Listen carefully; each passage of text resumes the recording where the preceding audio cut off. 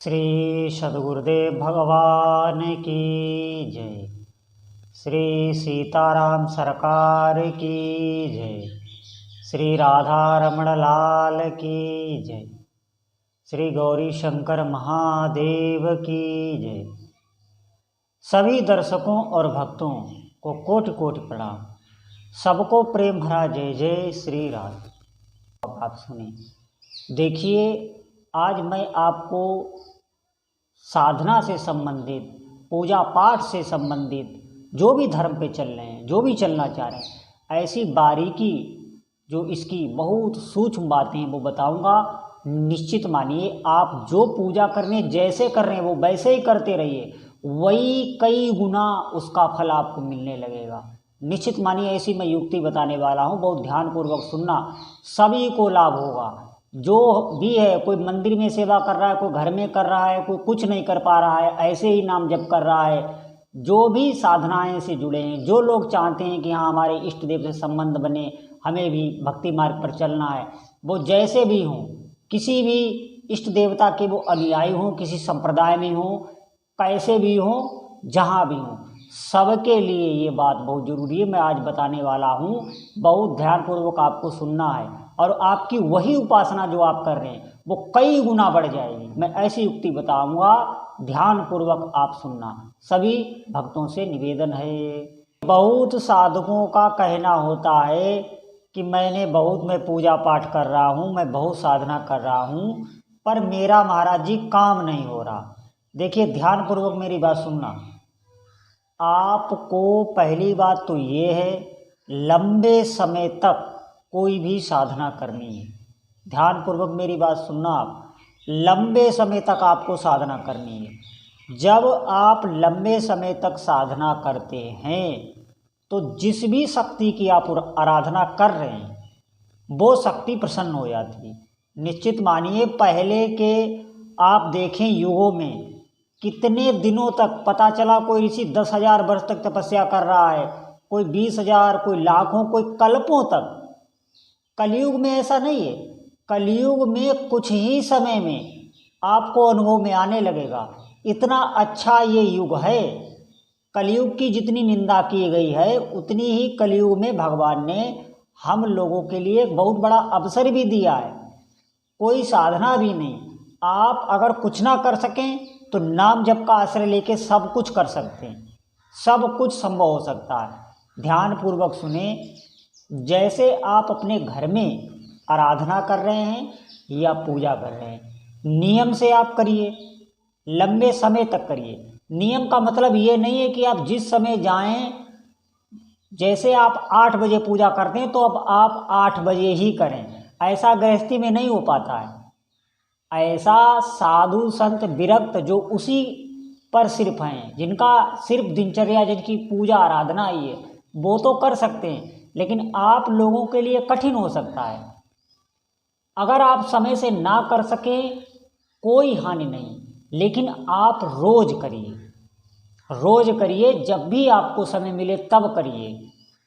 निश्चित मानिए, देखिए, सब प्रकार के जितने भी भक्त हैं सब प्रकार के होते हैं। किसी को कोई कार्य होता है, किसी को कोई कार्य होता है, कोई नौकरी भी करता है, कोई व्यापार करता है, कोई घर में घर गृहस्थी के, और जो माताएं हैं उनको तो बहुत काम रहता है। सभी के लिए है। आप निरंतर करें थोड़ा अवधि तक, और मन में एक भाव रखें। अब आप ध्यानपूर्वक सुनना, मैं आपको बताऊंगा, ध्यानपूर्वक ये बात सुनना। निश्चित मानिए, अगर इसको आपने अपना लिया तो आप देखना, आपकी जो मन की इच्छाएं हैं, जिन चीज़ों से आप डरते हैं, वो कैसी पूरी होती हैं। ध्यानपूर्वक आप सुनना। देखिए, जब आप कोई पूजा पाठ करते हैं तो भगवान को आप कोई भी वस्तु निवेदित करते हैं, कोई भोग भगवान को लगाते हैं, उनको पुष्प अर्पित करते हैं, उनको स्नान कराते हैं, जैसी भी आप पूजा करते हैं आप वैसे ही करते रहिए। लेकिन आप मन में ये भाव रखिए कि ये मेरी सब सामग्री भगवान स्वीकार कर रहे हैं, और मेरा बहुत सौभाग्य है जो इनकी छवि की मैं सेवा कर रहा हूँ। साक्षात भगवान की ही सेवा है। अगर आप अपने इष्ट देव की छवि की सेवा कर रहे हैं, या उनकी मूर्ति की सेवा कर रहे हैं, या उनके मंदिर में आसपास का कोई मंदिर है, आप उसमें जाकर पूजा पाठ करते हैं, तो एक ये धारणा आप बनाए रखना, साक्षात वो आपकी सेवा ले रहे हैं, ये आपको मन में रोज सोचना है कि मैंने आज भगवान को भोग लगाया, उन्होंने निश्चित ग्रहण किया होगा। मैं अज्ञानी हूँ, मैं नहीं जान सकता, लेकिन मैं जो भी वस्तु यहाँ पर दे रहा हूँ वो उनको प्राप्त हो रही है, वो उसे स्वीकार कर रहे हैं। ये बात आपको धारण करनी है। आप देखिए थोड़े ही दिनों में वहाँ से जहाँ भी आप पूजा कर रहे हैं वहाँ से चमत्कार होने लगेगा। आप इस बात को करके देखना। ये अनुभव की बात बता रहा हूँ मैं, कोई ऐसी नहीं बताता हूँ कि लिखी पड़ी बात मैं आपको भौतिक तो बात ही छोड़ो, भौतिक में भी आप सबसे संपन्न होंगे। आप कुछ दिन करिए, आप भजन करिए, साधना करिए, फिर देखिए आप दिव्यता। सब कुछ है, सब मिल जाता है इसमें। ऐसा ना हो, ऋषि मुनियों ने पूर्व काल में साधना की थी, जप किया था, नाम का जप किया था, मंत्रों का जप किया था। देखिए कौन कौन सी दिव्य शक्तियाँ उनके पास आ जाती थी। वो जो चाहे वो शक्ति को मंगा लेते थे, जिसको चाहे उसको वो प्रकट कर लेते थे। हाँ, आज वो काल नहीं है, लेकिन नाम आज भी है, नाम में शक्ति है। नाम में एक सबसे बड़ी बात तो ये है, नाम जपने में कोई दोष नहीं लगता। आप किसी भी स्थिति में जप सकते हैं, कोई पवित्रता अपवित्रता है नहीं, कोई स्थान, कोई भेद, कहीं भी। कोई आप सन्यासी हों या आप ब्रह्मचारी हों या आप वानप्रस्थी हों या आप गृहस्थ हों, आप बालक हों, आप बूढ़े हों, आप स्त्री हों, आप पुरुष हों, आप नपुंसक हों, कोई भी हों, आप नाम जप कर सकते हैं। किसी के लिए मनादी नहीं, इसीलिए ये सर्वश्रेष्ठ है। और जो शक्तियाँ मंत्रों में, योग से, जो भी जितने भी मार्ग हैं, ध्यान मार्ग, त्राटक, क्या क्या है, 50 मार्ग हैं, जो शक्तियाँ उनमें मिलती हैं वो नाम जप में तो स्वतः अपने आप मिल जाती हैं। सच मानिए, इससे बड़ी कोई साधना नहीं, कोई भी साधना नहीं।